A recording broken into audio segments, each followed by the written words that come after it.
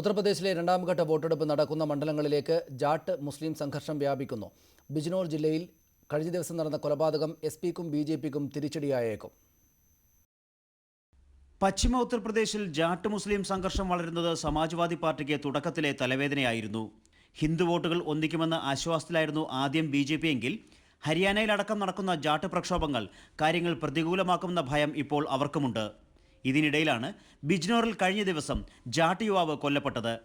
കഴിഞ്ഞ സെപ്റ്റംബറിൽ 3 മുസ്ലിം യുവാക്കൾ കൊല്ലപ്പെട്ടതിൻ്റെ പ്രതികാരമായിട്ടാണ് ഈ സംഭവമെന്ന വാർത്ത പരന്നതോടെ ബിജ്നോർ ജില്ലയാകെ വർഗീയ സംഘർഷ ഭീതിയിലായി.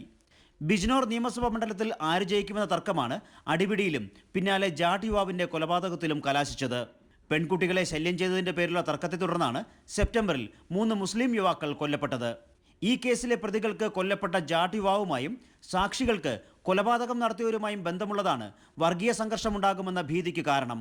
ജാട്ട് യുവാവിൻ്റെ കൊലപാതകത്തിന് സെപ്റ്റംബറിൽ നടന്ന കൊലപാതകങ്ങളുമായി ബന്ധമുണ്ടെന്ന് കണ്ടെത്താനായിട്ടില്ലെങ്കിലും ജാട്ടുകളും മുസ്ലിങ്ങളും ഇരുചേരിലായി നിലയുറപ്പിച്ചത് സമാജ്വാദി പാർട്ടിയെ പ്രതിരോധത്തിലാക്കിയിട്ടുണ്ട്. പശ്ചിമ യു-പിയിലെ ജാട്ടുകൾ അജിത് സിംഗിൻ്റെ രാഷ്ട്രീയ ലോക്ദളിനൊപ്പമാണ്. ഇതാണ് ബി.ജെ.പിക്ക് ആശങ്കയുണ്ടാക്കുന്നത്. കൊലപാതകത്തിൻ്റെ പേരിൽ ജാട്ടുകൾ ഒന്നിക്കുന്നത് ആർ.എൽ.ഡിക്കാകും ഗുണകരമാകുക. ബിജ്നോർ ജില്ലയിലെ 7 മണ്ഡലങ്ങളിലും തൊട്ടടുത്ത 3-4 മണ്ഡലങ്ങളിലും ഈ ഏറ്റുമുട്ടലുകൾ ബി.എസ്.പിക്ക് ഗുണം ചെയ്യും. ബിജ്നോർ സമാജ്വാദി പാർട്ടിയുടെ സിറ്റിംഗ് സീറ്റാണ്. സെപ്റ്റംബറിൽ നടന്ന 3 കൊലപാതകങ്ങളിൽ പ്രതിപട്ടികയിലുള്ള വ്യക്തിയുടെ ഭാര്യയാണ് ഇവിടെ ബി.ജെ.പി സ്ഥാനാർത്ഥി. മുസ്ലിം സമുദായത്തിൽ നിന്നുള്ള വ്യക്തിയെയാണ് ബി.എസ്.പി രംഗത്തിറക്കിയിരിക്കുന്നത്. പഴയ വർഗീയ സംഘർഷം മറന്ന് പ്രചാരണം ശക്തിപ്പെടുന്നതിനിടെയാണ് കഴിഞ്ഞ ദിവസം ജാട്ട് യുവാവ് കൊല്ലപ്പെട്ടത്. ടി.ജെ. ശ്രീലാൽ, ന്യൂസ് 18.